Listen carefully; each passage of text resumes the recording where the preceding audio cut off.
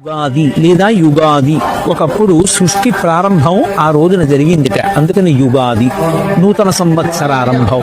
అందుకే ఆ రోజున అభ్యంగన స్నానం ఆచరించి నూతన వస్త్రధారణ చేసి రాజదర్శనము అని పంచాంగంలో రాసి ఉంటుంది.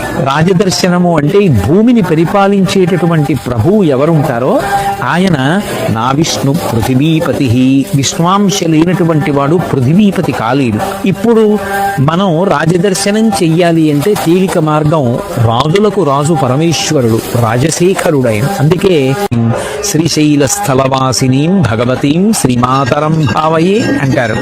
ఆ జగదంబ కన్నా పరమేశ్వరుడి కన్నా రాజాధిరాజులు ఎవరుంటారు? అందుకే చక్కగా ఆ రోజున శివాలయానికి వెళ్ళి మనం పార్వతీ పరమేశ్వరుల యొక్క దర్శనం చెయ్యాలి.